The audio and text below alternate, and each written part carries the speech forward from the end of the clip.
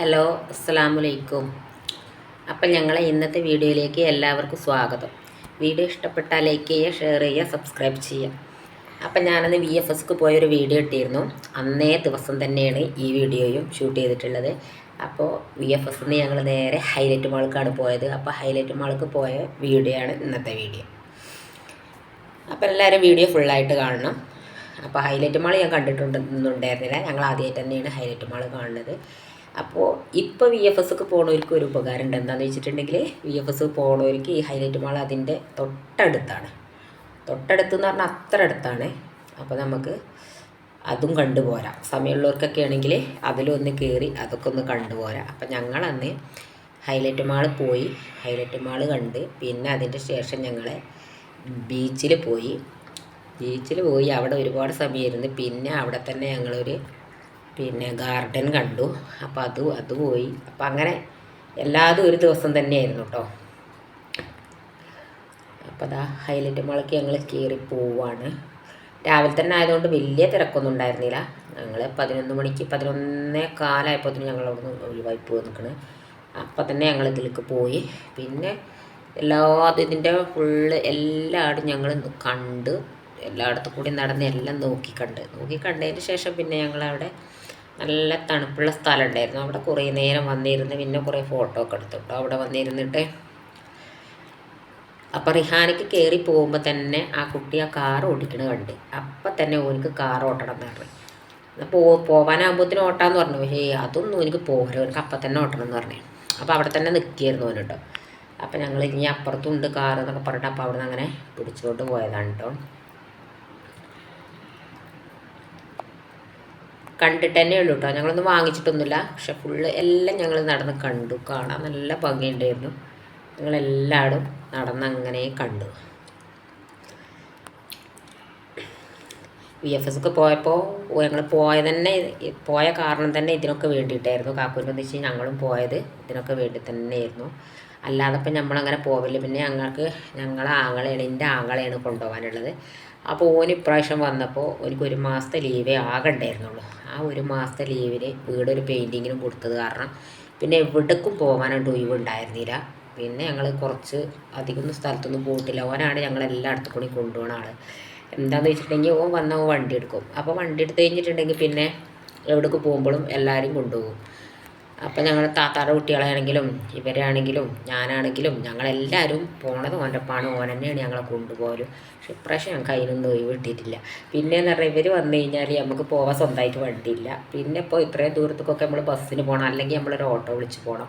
Auto ഒക്കെ വിളിച്ച് പോയിട്ടുണ്ടെങ്കിൽ സമയം വെക്കിടേനനുസരിച്ച് വാടകയും കൂടും. അപ്പോൾ ഇത് പിന്നെ രാവിലെ തന്നെ ആയതുകൊണ്ട് നമുക്ക് അങ്ങനെ പോവാമെന്ന് പറഞ്ഞേ. അപ്പോൾ ഇതിലിങ്ങനെ കയറാൻ റിഹാനക്ക് ഭയങ്കര പേടിയായിരുന്നു കേട്ടോ. പക്ഷെ അങ്ങോട്ട് മുകൾക്ക് കയറാൻ വലിയ പേടിയൊന്നുമില്ല. പക്ഷേ താഴോട്ട് ഇറങ്ങാൻ വേണ്ടി കുറച്ച് പണി വിട്ടു. എന്ത് ചെയ്താലും ഇവർ ഇന്ന് ഇറങ്ങാം, ഇതിലെ കൂടി അവൻ ഇറങ്ങൂലായിരുന്നു.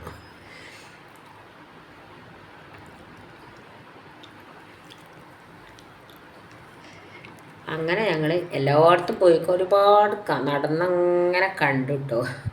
അപ്പോൾ ഇടയ്ക്കിടയ്ക്ക് ഇപ്പം ബാക്കോട്ട് തിരിഞ്ഞ് നിൽക്കണം എന്തിനാണെന്നറിയോ? ആ കാർ ഓട്ടണം എന്ന് പറഞ്ഞിട്ടാണ് കേട്ടോ ആ തിരിഞ്ഞ് നിൽക്കണത്. പക്ഷേ ഒന്നും ചോദിച്ചില്ല കേട്ടോ. വേറെ ഒരു സാധനം ഇതിൻ്റെ ഉള്ളിൽ കയറിയിട്ട് എത്രയോ സാധനം, കളി സാധനം എല്ലാം അതുകൊണ്ട് ഒന്നും ചോദിച്ചില്ല കേട്ടോ. ഇത് പിന്നെ ഗെയിമിൻ്റെ സ്ഥലമായിരുന്നു കേട്ടോ. അപ്പോൾ അവിടെ കാണണം എന്ന് പറഞ്ഞിട്ട് അവിടെ പോയി. എനിക്ക് ഈ ഗെയിം എന്ന് പറയണമെന്ന് എനിക്കിഷ്ടമല്ലാത്ത പരിപാടിയാണ്. മൊബൈലിൽ ഗെയിം കുട്ടികൾ കളിക്കണ കാണുമ്പോൾ പോലും എനിക്കിഷ്ടമല്ല. പക്ഷെ ഇങ്ങനെ ഈ ഗെയിമിൻ്റെ ഇതൊക്കെ കാണാൻ എനിക്ക് അവിടെ ചെല്ലുമ്പോഴൊരു സൗണ്ട്, ഇതിന് ഭയങ്കര ആ സൗണ്ടൊക്കെ ഉണ്ട് കേൾക്കുമ്പോൾ തല ഇങ്ങനെ പെരുകണ മാതിരി തോന്നിട്ട് എനിക്കിഷ്ടമല്ലാത്തൊരു പരിപാടിയാണിത്, ഗെയിമിൻ്റെ ഒരു കാര്യം.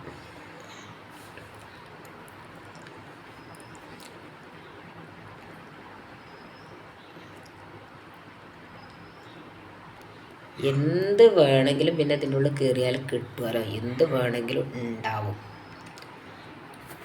നമ്മളിപ്പോൾ ഒന്ന് വാങ്ങാൻ വേണ്ടി പോയതൊന്നുമല്ല, മൊത്തത്തിലൊന്ന് കാണാമെന്ന് വിചാരിച്ച് പോയതാണ്.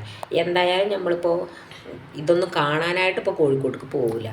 അപ്പോൾ VFSക്ക് പോകുമ്പോൾ അന്നേ നമുക്ക് പോകണമെന്ന് കുട്ടികളോട് പറഞ്ഞിരുന്നു. അങ്ങനെ പോയതാണ്. ഇവരോട് ബീച്ചിലേക്ക് പോകണമെന്നൊക്കെ അങ്ങനെ പറഞ്ഞിട്ട് അങ്ങനെയാണ് ഞങ്ങൾ പോയത്. അങ്ങനെ പോകുമ്പോഴല്ലേ ഇപ്പോൾ കാണാൻ പറ്റുള്ളൂ എന്ന് വിചാരിച്ച് അങ്ങനെ പോയതാണ്. അന്ന് സ്കൂളിൽ ദിവസമായിരുന്നു കേട്ടോ, തിങ്കളാഴ്ചയായിരുന്നു. സ്കൂളൊക്കെ കളഞ്ഞിട്ടാണ് പോയത്. പിന്നെ എന്തായാലും രാവിലെ 11 മണിക്കാണ് ഇവർക്ക് കിട്ടിയത്. അപ്പോൾ ആ ടൈമിൽ കൊണ്ട് പോയി കഴിഞ്ഞപ്പോൾ പിന്നെ ഒരുപാട് സമയം ഉണ്ടായിരുന്നു വൈകുന്നേരത്ത്. ഞങ്ങൾ പിന്നെ എല്ലായിടും കഴിഞ്ഞ് എല്ലാം കണ്ട് വീട്ടിലെത്തിയപ്പോൾ തന്നെ 9:30 മണിയായിട്ടോ. രാത്രി 9:30 മണിക്കാണ് ഞങ്ങൾ തിരിച്ച് വീട്ടിൽ എത്തിയത്. അതാ അങ്ങനെ ചെന്നപ്പോൾ അതാ 3-ാമത്തെ നിലയിലോ 4-ാമത്തെ നിലയിലോ എത്തിയപ്പോൾ അതാ അവിടെ കണ്ട് ജീപ്പ്. അപ്പോൾ ഓന് കയറണം എന്ന് പറഞ്ഞു. അപ്പോൾ എന്തായാലും വേണ്ടില്ല, ഞാൻ ആഗ്രഹമായിട്ട് സാധിക്കട്ടെ എന്ന് വിചാരിച്ച് അതങ്ങോട്ട് കയറ്റി കൊടുത്ത്. ഓനിങ്ങനെ പോകുന്നുണ്ട്. പക്ഷെ ഓൻ്റെ വിചാരം ഇപ്പോൾ ഓൻ ഓട്ടിയിട്ടാണ് ഈ വണ്ടി പോണേന്നുള്ളൊരു ഇതിലാണ് ഓൻ പോകുന്നത് കേട്ടോ.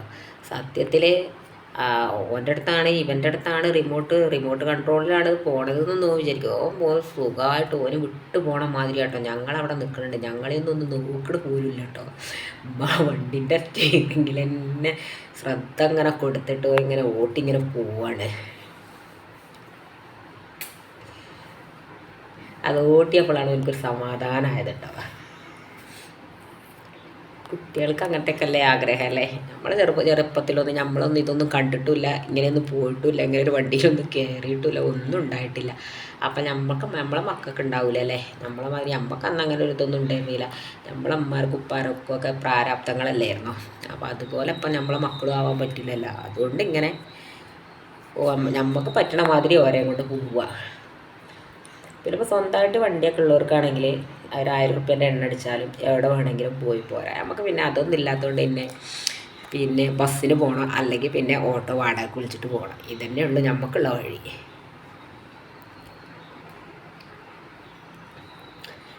അപ്പോൾ ദാ ഇത് ഇറങ്ങാൻ വേണ്ടിയിട്ടാട്ടോ ഞങ്ങൾ വന്ന്. ഇത് ഇറങ്ങാൻ ഇവൻ എന്ത് ചെയ്താലും ഇതുമെന്ന് ഇറങ്ങാൻ കൂട്ടാക്കൂല കേട്ടോ. ഞാനിതിൽ ഇറങ്ങൂലായിരുന്നു കേട്ടോ. ഞങ്ങൾ രണ്ടാൾ പിടിച്ച് വലിക്കണുണ്ട് കേട്ടോ, വരൂല എന്ന് പറയും. പിന്നെ അധികം ആളും തിരക്കൊന്നും ഇല്ലാത്തതുകൊണ്ട് വലിയ കുഴപ്പമുണ്ടായിരുന്നില്ല കേട്ടോ. ഒരു വട്ടം ഇറങ്ങിയപ്പോൾ പിന്നെ ശരിയായി. പിന്നെ അടുത്തതൊക്കെ ഇറങ്ങി.